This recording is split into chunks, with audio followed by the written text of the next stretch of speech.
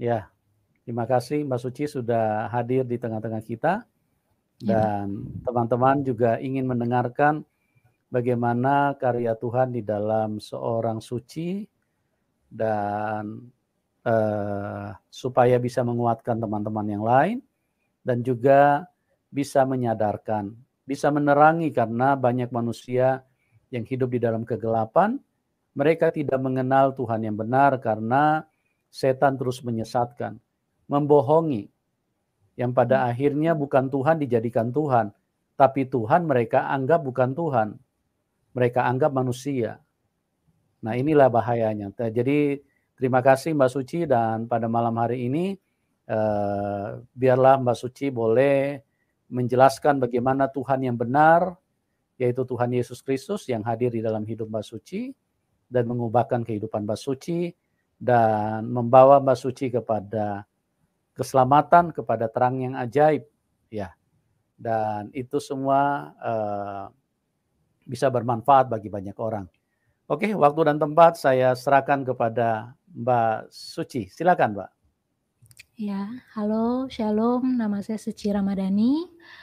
Mungkin saudara dari nama saya, saudara sudah tahu asal usul saya. Saya kecil itu dari kecil sudah dididik secara Islam, taat. Dan dulu memang didikan keluarga kami sedikit fanatik dan keras. Jika kami tidak sholat, tidak ngaji, itu biasa kaki kami dilibas, kalau orang Medan bilang dipukul. Nah, kemudian waktu itu saya SD di Muhammadiyah. Jadi dari kecil memang udah ajaran agama, itu setiap hari Rabu kami belajar bahasa Arab, setiap hari Jumat kami itu belajar agama Islam dan kemuhammadiyahan. Jadi memang dari kecil kita sudah terbiasa gitu dengan ajaran ini. Dan saya dulu tidak tahu agama lain selain agama yang saya anut, Islam. Saya tidak tahu agama lain, bahwa ada Kristen, ada agama lain, tuh saya tidak tahu sama sekali dulu. Yang saya tahu kalau di luar dari Islam itu adalah kafir. Dan dulu memang kami dilarang berteman dengan orang yang berbeda agama. Karena menyentuh keringatnya saja itu sudah haram. Karena makanan mereka yang kami sebut haram itu kan keluar dari keringatnya gitu.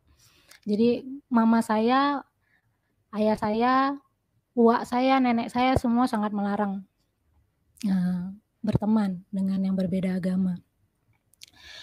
Kemudian pada saat itu waktu SD, ini saya flashback ke zaman saya SD, saya pertama kali melihat Tuhan Yesus bukan secara nyata dalam gambar. Saya nggak tahu itu siapa pada saat itu. Saya punya tetangga, dia orang Kristen.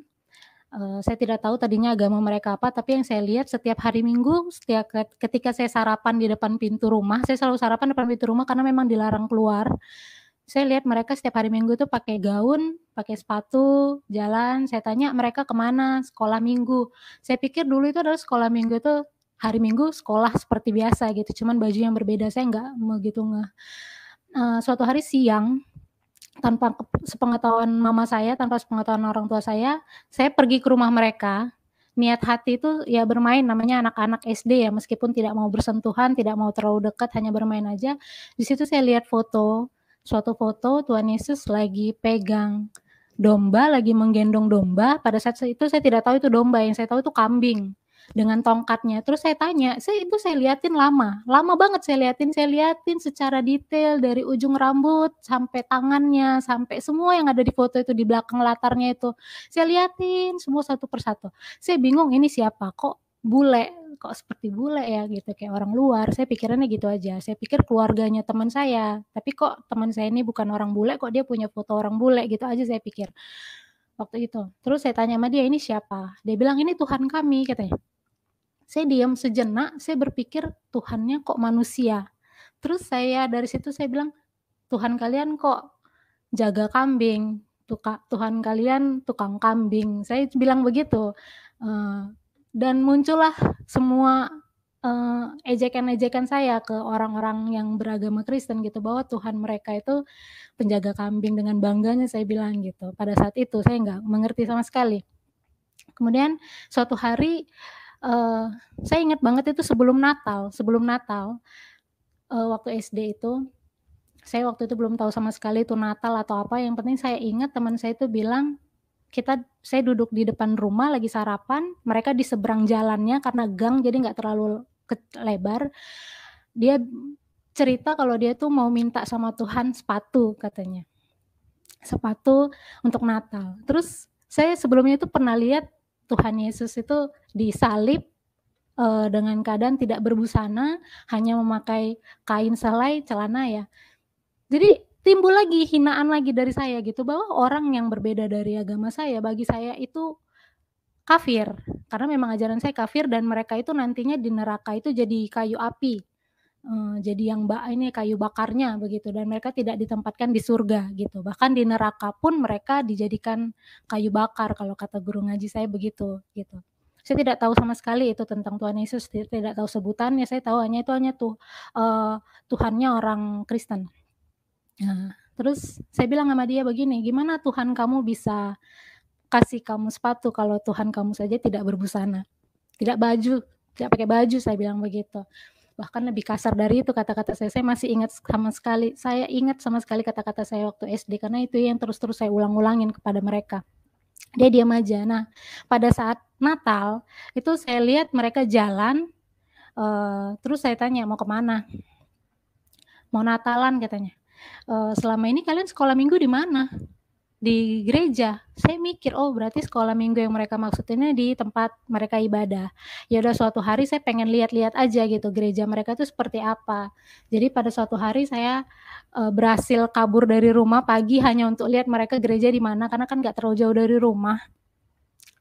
Saya nyusup-nyusup dari rumah, ikut mereka, saya lihat, tapi saya dari luar pagar aja, karena saya nggak mau masuk. Saya takut diculik, pikiran saya begitu aja dulu masih kecil. Saya takut dikristenkan dulu, Mas, bahasanya begitu kan. Saya takut keluar dari agama saya kalau saya masuk ke halaman gereja mereka. Terus saya lihat dari luar, saya lihat, "Oh ini gerejanya," saya bilang gitu, "ini tempat ibadahnya orang Kristen tuh begitu." Saya ngelihat ada tanda salib yang saya nggak tahu itu salib, yang saya pikir tuh ada huruf T aja gitu, huruf besar gitu kan, kayu gitu. Saya nggak tahu itu sama sekali apa pada saat itu. Terus saya lihat mereka masuk, timbul lagi nih hinaan dalam hati saya, mereka ibadah kok pakai sepatu gitu. Terus beda banget sama saya yang harus ngambil air wudu, bersih gitu kan. Muncul lagi hinaan buat mereka. Setiap kali saya melihat mereka ini saya kepo, saya penasaran gitu, tapi saya muncul lagi hinaan lagi buat mereka. Hingga suatu hari di waktu saya SMP, saya sudah lama itu tidak terlalu ingat lagi. Saya SMP, di tahun 2003 saya ingat saya curiga dengan mama saya nih, pertama kali. Mama saya ini seperti membaca sesuatu tapi kayak sembunyi-sembunyi. Jadi zaman dulu tuh kulkas kan ada dorongan, ada besi di bawah kulkas untuk bisa digeser-geser. Jadi ada kolong di bawah, ada space di bawah. Mama saya selalu ngelempar sesuatu itu ke dalam situ, ke dalam buku itu ke dalam kolong kulkas. Saya penasaran dengan mama saya nih, apa sih yang dia baca? Selama beberapa hari saya pergokin terus, sampai suatu hari mama saya itu lagi nggak lihat, saya ambil itu buku, saya lihat tulisannya Alkitab. Buku warna hitam, saya ingat. Saya diam, Alkitab ini seingat saya itu punya orang Nasrani gitu. Kenapa mama saya baca kitabnya orang Nasrani? Padahal dulu kalau kami nggak ngaji, mama kan pasti marah gitu, kalau nggak sholat itu marah. Bahkan saya dulu aja sholat itu bahkan saya ngaji aja dulu 2 kali dalam sehari. Jadi siang itu, sekitar jam 3 sampai jam 4 sore itu saya ada guru ngaji private di rumah datang, makanya saya 3 kali khatam ngaji Bapak Ibu, saya ngaji 1 jam, diajarin sama guru ngaji saya, siang, terus nanti sore saya maghrib, itu saya sholat maghrib, setelah sholat maghrib, itu di masjid ada perkumpulan anak muda, anak-anak kecil, juga yang seumuran dengan saya, untuk diajarin ngaji oleh ustadz di situ. Jadi saya 2 kali ngaji, 2 kali saya mendalami Al-Quran, dalam 1 hari dan saya senang gitu. Dan masih kecil pun saya itu selalu bermimpi selalu pengen punya impian, saya punya impian kuat banget saya akan bertemu dengan Nabi Muhammad. Bahkan dulu saya masih kecil udah beli buku-buku, tentang surga dan neraka versi Islam itu seperti apa. Terus ada doa-doa, mungkin sampai sekarang masih ada ya buku doa-doa, kumpulan doa-doa, misalnya salah satunya adalah doa untuk bertemu dengan Nabi Muhammad, dan itu diucapkan 100 kali dengan puasa gitu. Bahkan masih kecil pun saya sudah puasa, memang puasa anak-anak kecil ya, saking saya pengen mengenal tuh Nabi Muhammad seperti apa, Allah itu seperti apa, penasaran, saya masih kecil aja rasa penasaran saya sudah besar, saking cintanya saya kepada agama saya dan saya sangat mencintai Nabi saya pada saat itu. Saya sangat-sangat penasaran wajahnya seperti apa, begitu aja. Nah, saya lakukan itu. Dulu saya sering temenin ayah saya ngaji dari jam 12 malam sampai jam 5 subuh. Saya tanya sampai saya ketiduran gitu di sarungnya, di pangkuannya kadang saya tanya sama dia, "Yah, bentukan Nabi Muhammad seperti apa?" Dia bilang, "Saya udah baca ini tapi belum ada sama sekali ditemuin, saya udah baca ini," saya bilang gitu. "Udah baca terus tiap hari, udah semingguan," saya bilang gitu. Terus saya bilang, "Ya udah terus aja, terus berdoa," kata ayah saya. "Saya udah Dedek juga udah puasa," saya bilang gitu, "gini gini gini ya puasa anak-anak kan." Terus, "Ya nggak apa-apa dilanjutin aja nanti bisa ketemu," kata ayah saya gitu.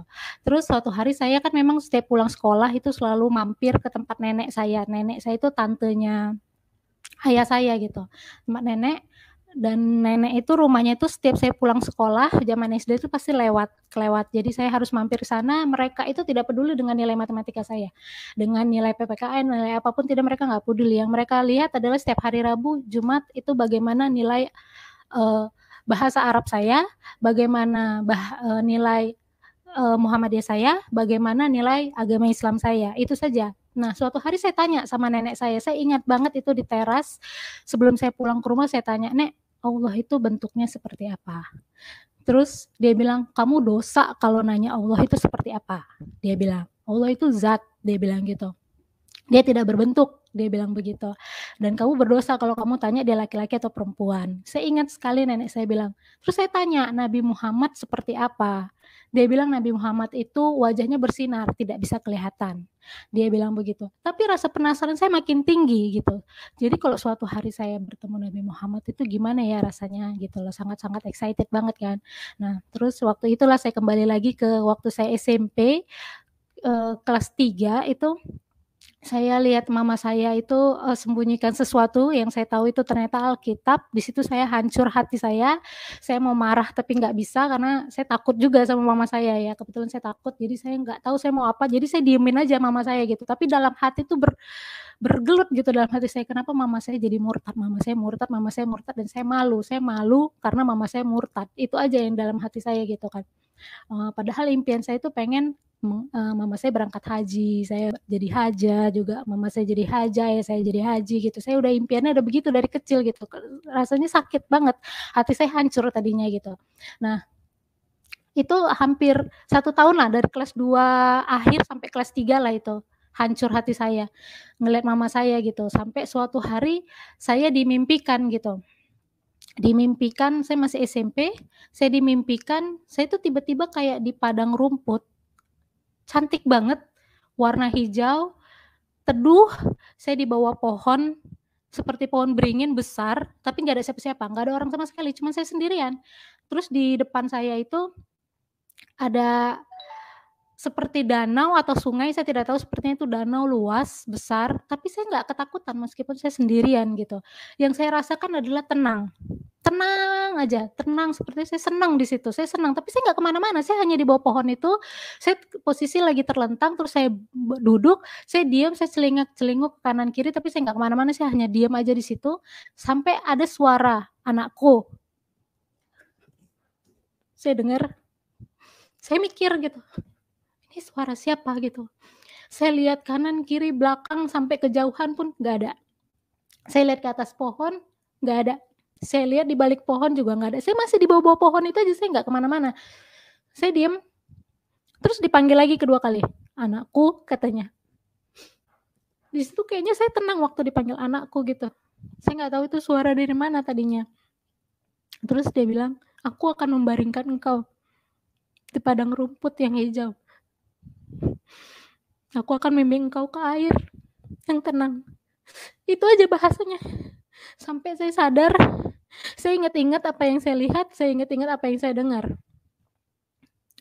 Karena dulu SMP dari kelas 1 sampai kelas 3 saya di kelas unggulan, di mana satu kelas itu isinya muslim semua. Jadi waktu itu saya tanya sama teman saya mimpi ini, saya bilang. Terus dia bilang, "Itu sepertinya Nabi Muhammad," dia bilang.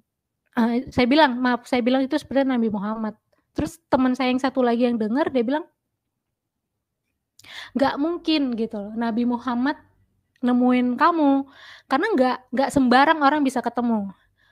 Saya diem, saya agak, jadi yang temuin saya siapa gitu, karena saking pengennya saya dari dulu ketemu kan. Terus ya udah, waktu SMP itu ada acara di mana acara satu sekolah itu ngumpul, jadi kita kayak ada rebutan bangku siapa yang cepet dapet lah di situ. Jadi yang Kristen pun ada di situ gitu. Jadi saya tiba-tiba ada satu orang yang saya nggak tahu dia ternyata agama Kristen, kita berkenalan di situ. Saya tadinya nggak tahu dia beragama Kristen. Kemudian entah kenapa kita cerita, saya cerita mimpi saya karena hati saya ini masih penasaran nih, ini siapa yang manggil saya anakku gitu. Saya pikirannya memang udah nggak ada kayak hantu atau takut atau apa, enggak. Saya pemikirannya adalah bahwa itu kayak sesuatu gitu yang berkaitan dengan agama gitu. Tapi saya taunya itu agama saya gitu kan. Terus saya tanya sama dia, tadinya saya benar-benar nggak tahu dia Kristen gitu, kita kenal hanya gitu aja. Terus dia bilang, itu ada loh di kitab kami, katanya gitu. Terus saya bilang, "Agama kamu apa?" Saya bilang gitu. Terus dia bilang, "Agamaku Kristen." "Kitabmu apa?" Saya bilang gitu. "Alkitab," katanya. Saya langsung terdiam, saya ingat mama saya yang tadinya itu baca Alkitab. Saya mikir kan, ini ada apa gitu. Terus saya tanya, "Ya udah, mana Alkitabnya? Besok ya," katanya gitu. Oke, besok dia bawa, ya udah saya bilang, "Mana ayatnya?" Dia tunjukin di Mazmur 23 ayat 2. Di situ saya, aduh, nggak bisa berkata-kata, saya masih kecil ya, masih kelas 3 SMP. Saya kaget, saya lihat kok Tuhannya orang Kristen datang sama saya. Dulu saya ingat-ingat saya itu hina-hina ini orang gitu. Saya hina-hina orang-orang Kristen, saya hina Tuhannya, saya nggak tahu namanya siapa, bahkan saya nggak tahu, nggak kenal itu siapa namanya gitu. Saya taunya itu adalah Tuhannya orang Kristen gitu. Tapi kok ada di ayat Alkitabnya saya nggak pernah baca gitu. Tapi kok suara itu ya suara yang ada di ayat Alkitab gitu, firman Tuhan. Di situ saya terdiam, terus saya mulai mau belajar nih dari teman saya. Inilah makanya pentingnya sih Bapak Ibu ya sekolah minggu gitu. Jadi karena anak-anak pun itu bisa menjadi berkat untuk lingkungannya, bagi teman-temannya juga. Bahkan saya yang masih kecil kelas 3 SMP aja itu bisa diberkati oleh teman saya yang lain gitu yang beragama Kristen. Dia memberkati saya melalui firman, dia ajarin saya. Kita belajar, saya bilang sama dia, "Kamu bawa ini jangan kasih lihat di depan orang ya, saya malu," saya bilang gitu. "Ya udah nanti kita di belakang sekolah aja, di tempat biasa orang main bola kaki gitu, main sepak bola." Ya udah kita belajar di sana. Setiap saya lihat rumput-rumput itu saya ingat lagi mimpi saya. Apalagi kalau udah ada angin gitu, saya ingat lagi mimpi saya ingat lagi semuanya. Terus saya berpikir, apa benar gitu Tuhannya orang Kristen yang datang ke saya gitu. Saya belum benar-benar menyebut nama dia Tuhan Yesus ya pada saat itu karena belum benar-benar terlalu percaya pada saat itu. Akhirnya saya kasih pertanyaan lagi, saya bilang, "Kenapa kalian tuh Tuhannya ada 3?" Saya bilang gitu karena kan dia kasih tahu Tuhan kami itu ada Allah Bapa, Putra dan Roh Kudus. Saya bilang, "Kenapa kalian kok ada 3?" "Iya itu 3 dalam 1." Dia kasih tahu, dia kasih penjelasan segala macam. Setiap kalau saya kasih pertanyaan yang dia tidak bisa jawab, dia pasti bilang sama saya, "Tunggu ya sampai hari Minggu, aku nanti sekolah Minggu. Nanti hari Senin hari Minggu aku tanya dulu sama guru sekolah Minggu aku, nanti hari Senin aku kasih kamu jawabannya." Se-excited itu saya pengen tahu tentang agama Kristen. Pada saat itu saya hanya ingin penasaran aja karena kok mimpi saya ada di ayat Alkitab mereka. Terus saya tanya, "Tuhan Yesus itu seperti apa?" Saya tanya semua sampai ke Sinterklas pun saya tanya, dia bilang, "Itu Sinterklas itu tidak ada, itu hanya ini saja, dongeng saja, hanya ini saja." Karena saya pikir itu ya Sinterklas itu juga jin-jinnya orang Kristen gitu. Saya mikirnya begitu. Nah, suatu saat saya bilang sama mama saya, "Ma, saya udah mulai mau percaya gitu." Karena pada saat itu ada orang bule datang ke rumah, saya nggak tahu itu siapa, saya sama sekali nggak ada ngomong sama siapapun. Cuman ke teman saya yang 1 orang ini, yang dia bawa kitab Perjanjian Baru. Yang saya ingat itu Perjanjian Baru warna putih. dia nggak bawa Alkitab yang ada perjanjian lamanya yang besar pada saat itu. Yang saya ingat adalah perjanjian baru, itu aja yang saya pegang. Dia kasih, udah nih kamu pakai dulu aja, itu aja saya baca-baca gitu tentang Yesus. Saya nggak tahu bahkan kalau ada perjanjian lama, saya sama sekali nggak tahu. Terus suatu hari itu, waktu itu bulan puasa, ya saya ingat tuh bulan puasa, datang orang bule perempuan, dia tanya, di sini ada yang namanya Suci Ramadhani mau terima Yesus ya. Saya diem, saya takut. Pertama saya takut mama saya takut ayah saya malu juga sebenarnya. Saya malu, orang-orang takutnya nanti ada yang lihat gitu. Ya udah, kita duduk. Terus saya bilang mama saya, iya ma, aku udah mulai belajar gitu pada saat itu. Nah, disitulah mama saya mulai tahu kalau saya mulai belajar gitu tentang agama Kristen. Dia kaget, terus dia bilang, ya mama juga, dalam hati saya juga, ya ma, saya udah tahu kalau mama memang udah mulai belajar. Saya pergok mama baca Alkitab gitu loh, tapi saya nggak ngomong pada saat itu kan. Ya udah, akhirnya entah gimana saya juga nggak ngerti, pokoknya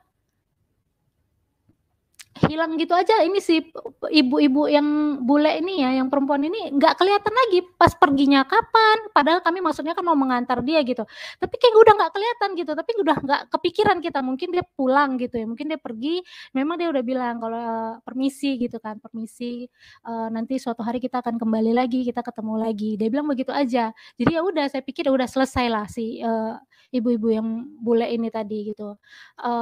Terus mama saya peluk saya, dia kaget karena kita kan masih suasananya masih haru gitu, jadi udah nggak kepikiran yang lain. Dia kaget kalau anaknya ini udah mulai percaya gitu, kok diem-diem belajar juga. Terus saya bilang, iya aku belajar, aku bilang, tapi lewat teman sekolah gini.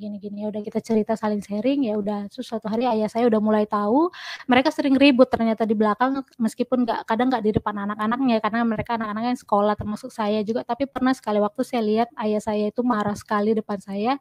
Di situ saya melihat kenapa ayah saya yang Muslim begini, tapi mama saya yang Kristen kok begini gitu. Saya ngeliat kok perbedaannya, kok ayah saya jadi kayak kesetanan gitu kan. Mama saya kok kayak lebih mengampuni gitu, kok berubah banget dari yang dulu gitu. Kok beda gitu. Saya mikirnya begitu aja.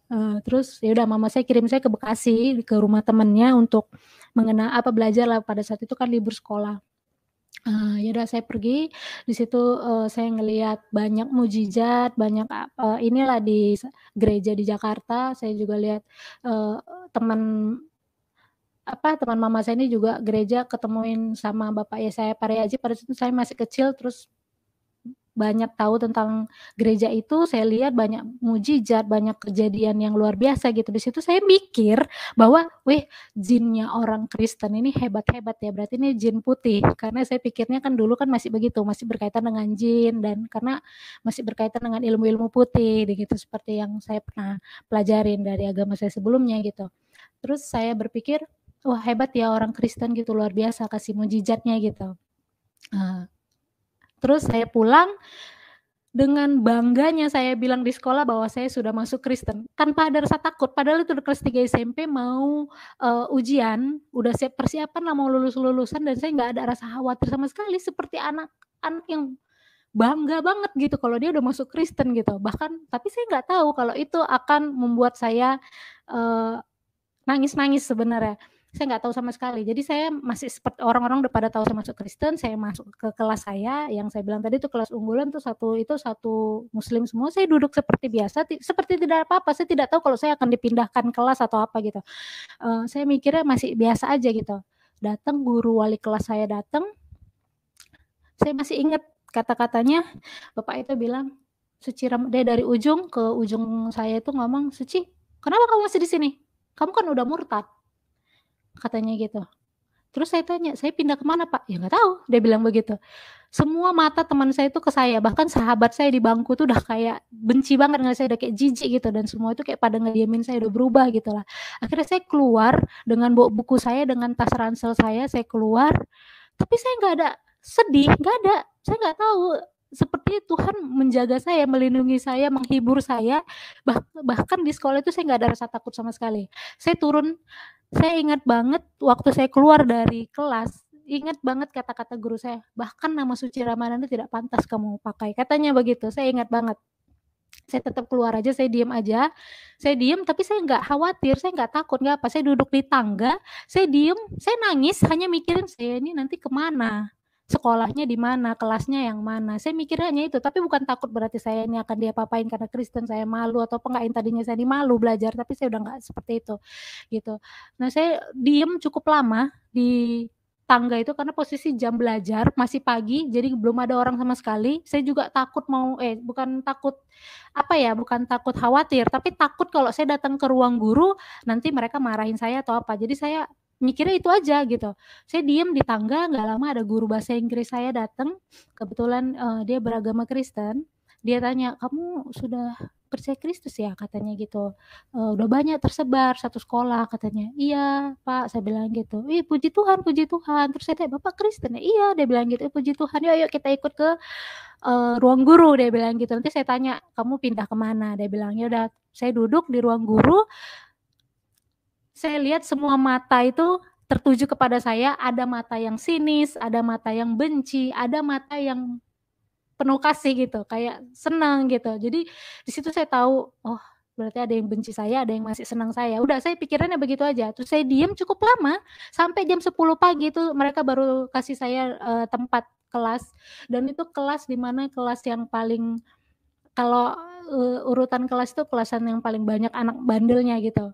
Di situ saya sebenarnya sedih gitu, sedihnya itu bukan karena apa, tapi kok saya jadi di sini gitu, kok sama anak-anak yang nakal, tapi ya udah nggak apa-apa saya bilang gitu kan, mungkin di sini yang dia, bisa menerima orang Kristen karena memang ada 2 agama dalam satu kelas itu, ya udah. Nah, saya masuk ke situ, saya seperti biasa belajar, waktu pelajaran agama itu, kalau sekolah negeri ya, di tempat saya dulu itu dipisahkan dipisahkan. Dipisahkan yang Kristen itu di ujung, di kelas yang lain itu kelasnya paling hancur, paling jelek, sedangkan yang Muslim itu mereka sholat dulu di mushola, setelah selesai sholat mereka kembali lagi ke kelas yang asal gitu, ke kelas kami gitu.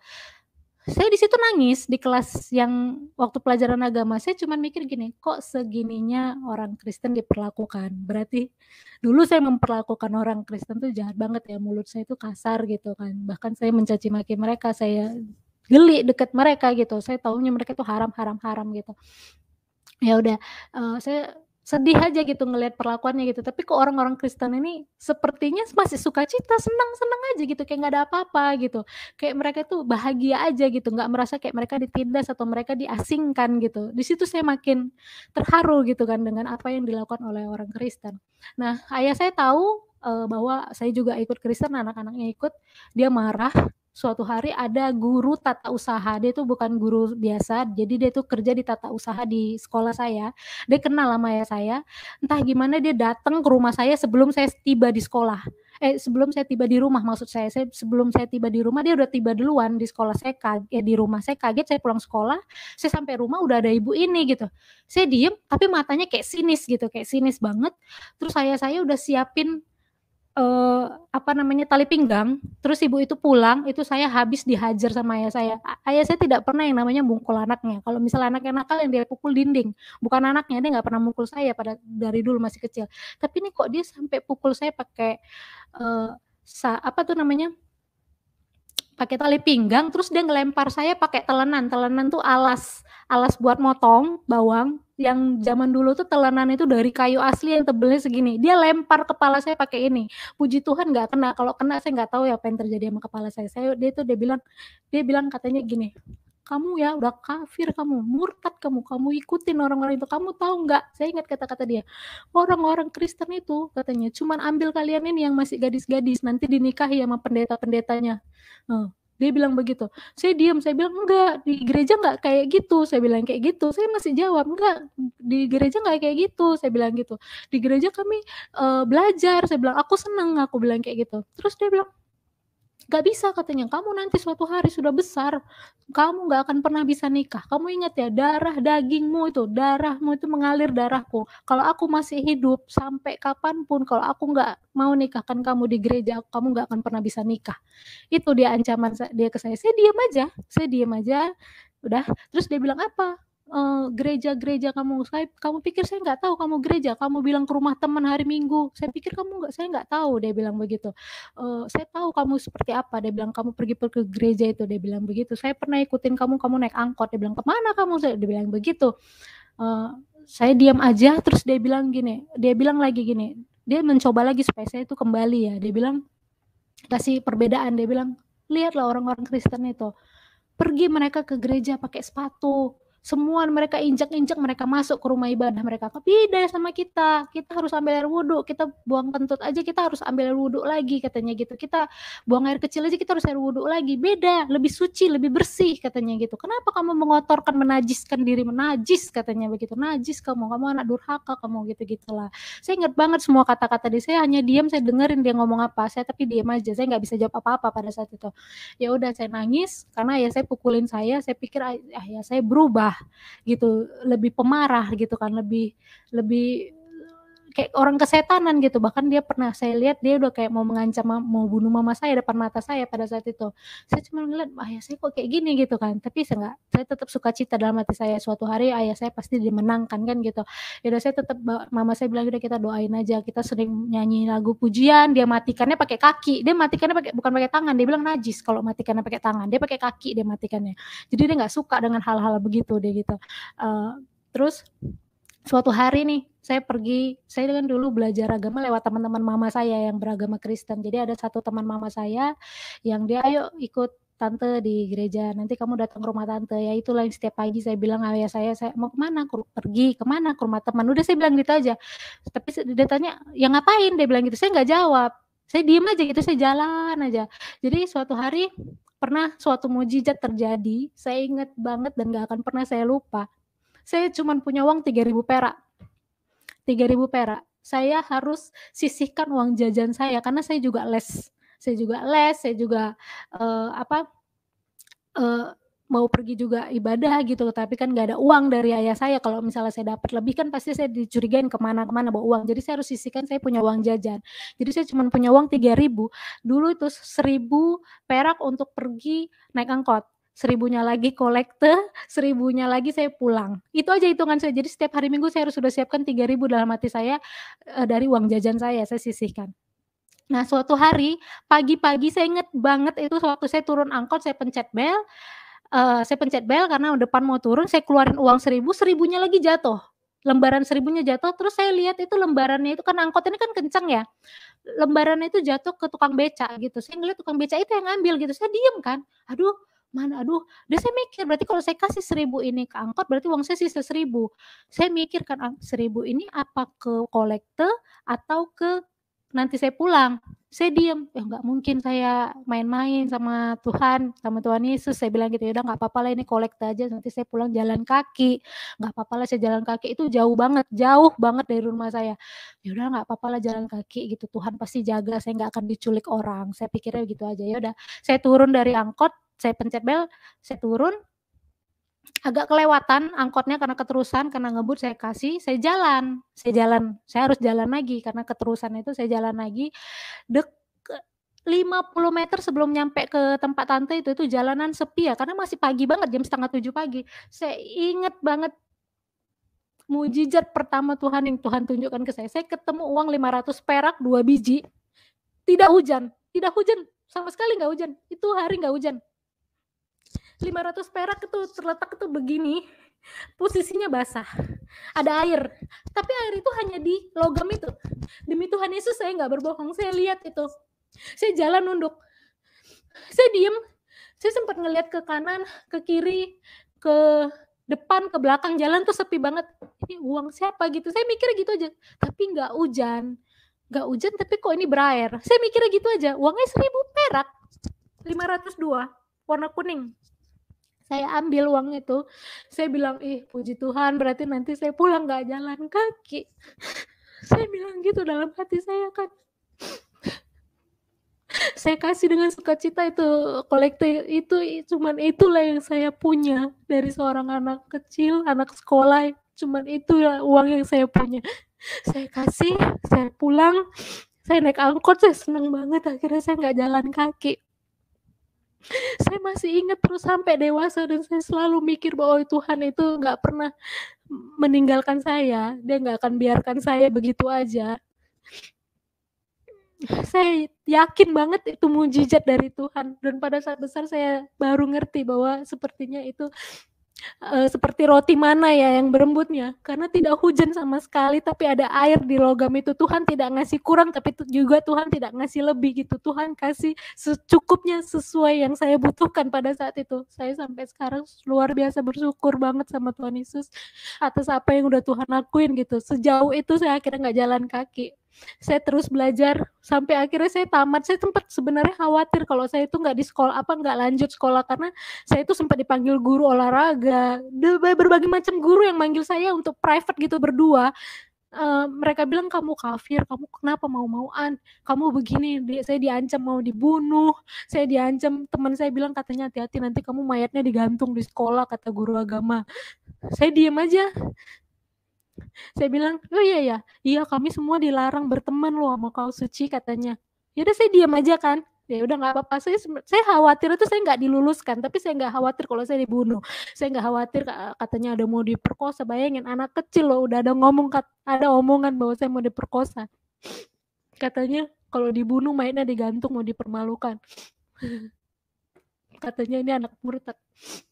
Tapi saya nggak khawatir, saya sekolah loh seperti biasa loh. Saya punya iman yang kuat waktu masih kecil itu. Saya cuma khawatir satu, saya nggak diluluskan. Yang pikiran saya adalah sekolah, sekolah, dan sekolah. Saya cuma pengen lulus, saya cuma bilang sama Tuhan, Tuhan saya mau lulus. Tapi setiap saya berangkat sekolah, saya nggak pernah takut. Saya nggak tahu kekuatan dari mana, saya percaya itu kekuatan dari Tuhan Yesus. Tuhan Yesus kasih saya kekuatan, dan dia nggak bikin saya khawatir, bahwa tenang nak, kamu sekolah aja gitu. Jadi saya sekolah seperti biasa, walaupun ada omongan-omongan itu, saya tidak pernah takut. Bahkan guru-gurunya itu pernah bilang katanya, kamu diancam nggak bisa sekolah lagi, kamu di DO, kamu nggak bisa lanjut SMA loh, katanya gitu-gitulah, kamu nanti jadi gelandangan gini-gini. Saya tetap nggak takut, saya tetap sekolah seperti biasa, saya nggak minta perlindungan sama siapapun di sekolah itu, saya sekolah aja seperti biasa, begitu banyak mata yang sini, saya nggak peduli, saya tetap sekolah, dan akhirnya puji Tuhan saya lulus. Dan SMA saya bilang sama mama saya, mas saya nggak mau sekolah negeri, saya bilang begitu. Kenapa? Nggak mau, saya bilang gitu. Mas saya masukin aja ke sekolahnya orang Kristen, saya bilang gitu. Ya udah, akhirnya saya dimasukin ke Metodis.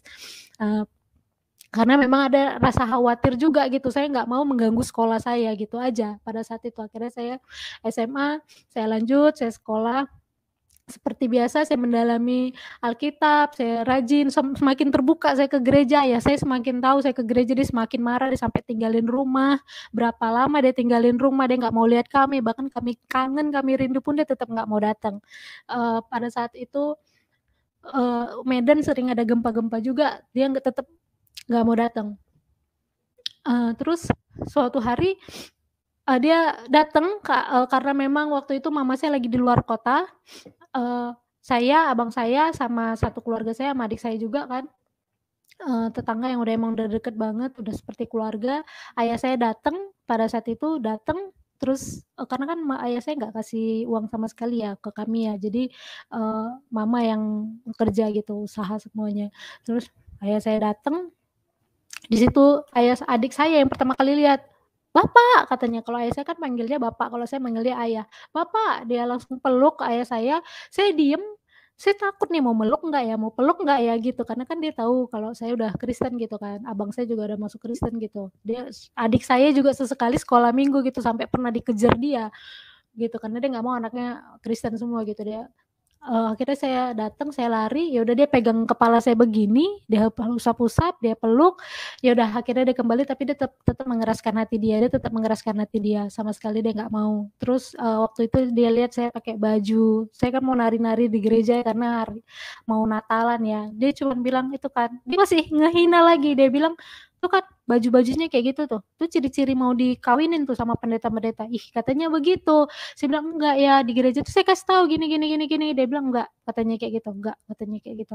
"Jangan sekali-sekali kamu berubah," dia bilang kayak gitu. Nah, nenek saya juga yang dulunya ini banget ya sama saya, sempat datang ke rumah, nunjukin kekecewaannya gitu ke mama saya, dia marah, nahan marah. Dia mau nanya gitu ke mama saya, "Kenapa sih anak-anaknya jadi ikutan? Kenapa si Suci ini juga ikut-ikutan?" Begitu. Sampai akhirnya dia masuk rumah sakit karena dia sakit hati banget gitu kan. Akhirnya dia nggak terima cucunya juga masuk Kristen gitu. mama saya udah jelasin baik-baik segala macam, dan untungnya nggak ketemu sama saya, karena kalau ketemu sama saya itu mau ditarik, mau kembali dimuslimkan kembali begitu. Bahkan mereka mau ruqyah saya katanya begitu, dan puji Tuhan mereka mau kemana saya kemana, mereka kesini saya kesini, jadi nggak pernah ketemu sama sekali. Tuhan Yesus tuh selalu bantu, jadi sama sekali nggak ada ketemu. Saya kemana dia kemana, jadi nggak pernah selisih aja ketemu gitu. Jamnya pulang sekolah, mereka tuh jam pulang sekolah. Tapi entah kenapa saya tuh kayak waktu itu misal kejadian, saya lupa nyetop angkot, saya malah keterusan entah sampai kemana. Jadi saya nggak bohong. Akhirnya mereka pulang, saya balik karena saya udah nyasar, keterusan, keenakan naik angkot gitu kan, diem gitu di dalam angkot, baru sadar saya udah keterusan. Akhirnya saya turun, saya balik lagi dengan angkot yang lain, yang beda arah, balik ke rumah, mama saya cerita tadi, ini begini, keluarga datang katanya dia mau iniin kamu gini. Tapi nggak ketemu, puji Tuhan banget, Tuhan Yesus itu luar biasa banget baiknya. Sampai akhirnya kami terus berdoa untuk ayah saya supaya bisa percaya. Dari 2003 ya, 2004 saya baru benar-benar percaya, sampai akhirnya terus kami mengenai mama saya coba dia bawa dia ke gereja. Saya ingat waktu itu, waktu kami gereja bareng, saya liatin ayah saya waktu lagi lagu pujian, ayah saya itu cuman diem, celingak, enggak tepuk tangan, enggak, dia diem aja, diem saja gitu. Dia mau masuk pada saat itu karena mama saya ulang tahun. Jadi orang gereja pada saat itu mau rayain mama ulang tahun, ayah saya yang biasanya antar jemput juga diajak untuk, "Yuk Pak, masuk," gitu. Masuk gitu. Ya udah dia temenin karena mama saya ulang tahun pada saat itu. Jadi dia diem aja celingak-celinguk. Saya liatin aja dia gimana gitu reaksinya. Saya takut dia ngamuk-ngamuk, marah-marah kan. Ya udah akhirnya pas doa pun, pas saya lagi berdoa, sesekali saya masih liatin dia gitu. Saya dalam hati saya cuma berdoa, saya doakan, "Tuhan Yesus panggil ayah saya ya." Saya bilang begitu aja, terus saya lanjut lagi doa. Sampai akhirnya puji Tuhan, ayah saya percaya pada tahun 2018 dengan sangat susah payah, dengan banyak drama-drama luar biasa yang di antara keluarga kami, sampai akhirnya dia tidak mengeraskan hatinya lagi dan dia mau dibaptis di tahun 2018 di bulan Agustus. Di tanggal 18 Agustus saya masih ingat banget. Dia akhirnya percaya, dia menyerahkan dirinya dibaptis. Dia bilang, "Ya, saya percaya dengan Tuhan Yesus." Dia bilang begitu. Itu sukacita yang luar biasa dari perjalanan hidup saya dari kecil sampai sekarang. Penyertaan Tuhan itu luar biasa untuk hidup saya, baik sekolah saya, baik kuliah saya, baik sekarang saya berkarir. Tuhan Yesus itu luar biasa, nggak pernah meninggalkan saya, tidak pernah membiarkan saya sampai jatuh tergeletak. Itu luar biasa banget. Apapun yang Tuhan lakukan untuk saya dan keluarga, saya percaya itu adalah yang terbaik. Kami juga udah tidak pernah ini lagi lah gitu, melihat lagi ke belakang gitu. Yang kami ingat adalah semua penyertaan Tuhan kepada keluarga kami, termasuk kepada saya. Meskipun dulu tuh seperti ini kejadiannya, saya pernah diginiin, saya pernah digituin, saya nggak pernah pikirkan lagi. Saya mengampuni semua orang-orang yang pernah mencaci saya, menghina saya. Karena setiap saya dicaci, saya selalu ingat gini, saya dulu pernah mencaci orang Kristen juga. Jadi kalau sekarang saya dicaci, ya udah itu mungkin ini saya gitu, balasan untuk saya. Saya pikiran selalu begitu gitu. Saya nggak pernah takut, saya selalu mengampuni mereka, saya tidak pernah membenci sama mereka gitu, karena saya belajar kasih dalam Kristus. Itu saja dari saya cuman pesan bahwa sekolah minggu itu sangat penting, didiklah anak kita, keponakan kita, itu belajar tentang agama, mengenal Yesus Kristus dari sedini mungkin, agar mereka juga menjadi berkat bagi orang lain. Bahkan teman saya pun pada saat itu masih kelas 3 SMP bisa menjadi berkat untuk saya. Dia mengajarkan saya tentang Alkitab. Bahkan anak kecil yang masih kecil seperti saya aja bisa dipanggil Tuhan loh, bisa dipakai Tuhan loh, luar biasa sekali. Saya masih ingat sekali teman saya itu, bagaimana dia memberitahukan tentang Kristen, dia kasih tahu segala macam, apapun yang saya tanya, kalau dia tidak bisa jawab, dia tanya lagi dulu ke sekolah minggunya, dia hari Senin dia kasih lagi saya jawaban. Meskipun kadang-kadang saya masih mengeraskan hati saya, itu luar biasa, sangat penting. Itu saja, sekian dari saya, Pak. Haleluya, puji Tuhan, luar biasa sekali. Tuhan Yesus sangat baik karena Tuhan Yesus mengasihi semua manusia. Kalau dilihat dari latar belakang Mbak Suci, dia adalah orang yang sangat membenci Tuhan Yesus, sangat membenci orang Kristen, Bahkan bukan hanya benci, tapi dia suka menghina, bahkan seringkali dia buat ulah. Tapi itulah Tuhan yang baik. Tuhan di sini menunjukkan dengan sempurna bahwa Tuhan Yesus itu bukan manusia. Kalau manusia, Mbak Suci ini pasti sudah dapat akibatnya. Artinya dia memperlakukan hal-hal seperti itu terhadap orang yang percaya kepada Tuhan Yesus. Tapi Tuhan Yesus mengasihi Mbak Suci, bahkan sebelum Mbak Suci mengerti pun tetap Tuhan kasihi. Tuhan datang dan menyatakan dirinya. Dengan berbagai cara Tuhan merangkul. Tuhan menyatakan bahwa dia adalah Tuhan yang benar. Luar biasa sekali, kami semua sangat diberkati. Dan di sini kami sebagai hamba Tuhan menyampaikan, berhati-hatilah teman-teman, karena sekali lagi di dalam hidup ini hanya ada dua kuasa. Kalau bukan Tuhan berarti setan. Karena tidak ada dua Tuhan. Tuhan itu hanya satu. Dan Tuhan yang benar itu hakikatnya yang sempurna ada di dalam Tuhan Yesus Kristus. Kita bilang dia maha kasih, dia maha baik, dia maha pengasih dan penyayang. Kapan kita bisa buktikan dia pengasih dan penyayang?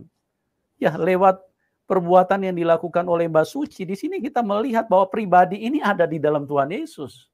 Sekalipun dia dibenci, sekalipun dia dihina, sekalipun dia dihujat, Tuhan Yesus tidak mengajarkan umatnya, ayo kamu umatku marah-marah karena dia menista agama Kristen. Ya, dia menghujat, dia harus kena pasal penistaan agama. Tidak, Tuhan Yesus itu tidak seperti itu. Tuhan Yesus justru mengasihi orang-orang karena apa? Tuhan tahu ini di dalam kebodohan, di dalam ketidakmengertian dia menghina-hina tentang Alkitab, tentang firman Tuhan. Dan disinilah teman-teman carilah Tuhan yang benar, karena hanya Tuhan yang benar yang bisa menyelamatkan, yang bisa membawa kita ke surga. Mbak Suci, saya punya satu pertanyaan nih. Di dalam mengikut Tuhan itu kan tidak mudah ya, banyak tantangan. Bahkan Mbak Suci bisa ya istilahnya mengalami hal yang sama seperti yang Mbak Suci pernah lakukan kepada orang-orang Kristen dulu waktu masih beda iman. Nah, pertanyaan saya kira-kira kalau tantangan itu semakin membesar, mungkin Mbak Suci dianiaya. Tadi kan sudah dianiaya orang tua karena ketidakmengertiannya, papa, ayah dilempar dengan telenan, terus kemudian ya istilahnya dimaki-maki dengan kata-kata yang kurang pantas. Nah, kalau misalnya seandainya tekanan itu menjadi lebih besar sampai berujung kita harus menyerahkan nyawa kita. Kira-kira bagaimana Mbak Suci punya komitmen kepada Tuhan? Apakah mau mundur, mau balik kepada keyakinan yang dulu, apa ikut Tuhan Yesus itu sudah harga mati? Silakan Mbak Suci. Itu sudah harga mati, Pak. Itu sudah harga mati. Mati adalah keuntungan bagi saya. Saya bisa bertemu Tuhan Yesus. Jadi kalau saya mati di dalam Kristus, kenapa saya harus takut? Semakin cepat kan juga lebih baik. Gitu, karena saya percaya saya mati, saya masuk surga, bertemu dengan Tuhan Yesus. Itu jelas, itu nyata. Saya tidak perlu bertanya-tanya lagi, Tuhan itu seperti apa. Saya tidak bertanya-tanya lagi, neraka itu seperti apa, surga itu seperti apa gitu. Ada keselamatan yang sangat jelas dari Tuhan Yesus. Tuhan Yesus telah menebus segala dosa saya, segala dosa umat manusia, dan saya percaya semua orang, termasuk saya, itu sudah ditebus oleh Tuhan. Jadi udah nggak ada lagi pertanyaan-pertanyaan saya dulu yang saya masih kecil, itu udah nggak ada lagi pertanyaan. Benar-benar bukti nyata Tuhan Yesus itu keselamatan. Jadi saya nggak pernah takut sebesar apapun. Bahkan saya masih kecil juga saya nggak takut. Saya punya iman yang kuat. Haleluya, luar biasa sekali. Jadi pada dasarnya Mbak Suci mengatakan setelah percaya Tuhan Yesus, Mbak Suci bisa memahami neraka seperti apa, surga itu seperti apa, dan jalan keselamatan itu tidak samar-samar lagi ya, atau tidak samar-samar lagi. Jelas ya, keselamatan itu seperti apa, tidak samar. Tidak membingungkan. Ya. Saya tahu yang saya sebut Bapa itu siapa, yang saya sebut Tuhan itu seperti apa, saya tahu gitu. Jadi nggak ada pertanyaan-pertanyaan lain lagi gitu. Jadi menurut Mbak Suci sekarang ini apakah benar kalau dituduh Tuhan itu melahirkan anak, punya anak? Tidak. Saya baru percaya, saya baru mengerti gitu bahwa Maria itu adalah perawan, dia dikirimkan oleh Roh Kudus masuk ke dalam perutnya, dilahirkanlah Yesus ke dunia dengan tujuan untuk menyelamatkan manusia. Tadi saya bertanya-tanya apa Maria ini ada perkawinan atau apa gitu. Saya tadinya mikir gitu, ini ada apa kok seperti ini orang Kristen begitu. Iya. Jadi berarti Mbak Suci sekarang sudah paham ya, sudah bisa Sudah sangat menjelaskan paham. bahwa Maksud dan tujuan tuduhan-tuduhan Tuhan. iya, tuduhan-tuduhan dari orang-orang yang ya dikuasai setan yang mengatakan bahwa Tuhan itu beranak, punya anak, Ya, itu hanya karena mereka tidak mengerti.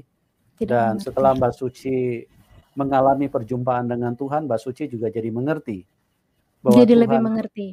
iya, luar biasa sekali. Ya, Jadi lebih teman-teman, mengerti. kami mengasihi Anda semua. Oleh sebab itu, pelajarilah tentang iman dan bersungguh-sungguhlah mencari Tuhan. Karena iman ini adalah hal yang sangat penting. Lebih penting daripada semua harta dunia. Karena apa? Di dunia ini hanya sementara. Anda mati, rumah yang mewah, rumah mungkin ada 10, semua dikasih tinggal. Jadi milik orang lain. Apa yang bisa Anda bawa? Kalau Anda tidak punya Tuhan, Anda langsung diterkam setan dan masuk neraka, masuk alam maut. Tapi kalau Anda sudah mengenal Tuhan, sudah percaya Tuhan, dan mengasihi Tuhan, hidupmu langsung dibawa ke surga, karena Dia Bapa yang baik. Di dalam Yohanes 10 ayat 10 berkata, iblis datang hanya untuk mencuri, membunuh, dan membinasakan. Jangan sampai hidupmu berada di tangan setan, karena iblis itu hanya mencuri. Apa yang dia curi? Kesehatanmu dia curi. Apa yang dia curi? Sukacitamu dia curi. Apa yang dia curi? Semua yang dikaruniakan Tuhan diambil dari tubuh yang bagus, yang masih nona-nona. Lama-kelamaan mulai keriput. Kemana itu? Tubuh yang bagus dicuri sama setan. Ya, kita punya badan itu digerogotin pelan-pelan. Makanya ingat firman Tuhan waktu di padang gurun, bangsa Israel 40 tahun pakaian di badan tidak rusak, kasut di kaki tidak rusak. Karena apa? Karena ada kemuliaan Tuhan, tidak ada pencuri di situ. Tapi itulah yang kita harus sadari, jangan sampai kita tidak berjumpa dengan Tuhan, karena semua dicuri. Ya, kalau kita bersama dengan Tuhan, dia bukan hanya mencuri, dia membunuh dan juga dia membinasakan. Setelah dibunuh ada di peti mati manusia tidak sampai di situ, dibinasakan di alam maut, disiksa manusia di situ oleh setan. Oleh sebab itu jangan terlambat. Waktu sekarang adalah waktu kesempatan untuk bertobat dan menerima kasih karunia Tuhan. Terima kasih buat Mbak Suci yang sudah memberi kesaksian yang luar biasa. Kami semua sangat diberkati dan kami berdoa Mbak Suci tetap kuat di dalam Tuhan dan tetap melayani Tuhan, memenangkan jiwa yang banyak buat Tuhan, karena apa yang Mbak Suci alami itu sangat memberkati orang lain, sangat menyadarkan orang lain kalau dia mau sadar, ya. Kalau dia mau diikat sama setan, ya terserah, itu pilihan dia. Dan terima kasih juga buat teman-teman yang sudah hadir di channel ini. Doa kami biarlah apa yang dibagikan oleh Mbak Suci bisa menjadi berkat, supaya kita semua bisa berjumpa dengan Tuhan, bisa masuk surga. Karena kami sudah diselamatkan, kami tidak ingin selamat sendiri, kami ingin supaya semua kita bersama-sama pulang ke surga. Oke, Tuhan Yesus memberkati kita semua. Sampai berjumpa di program selanjutnya dan salam kemenangan. Amin.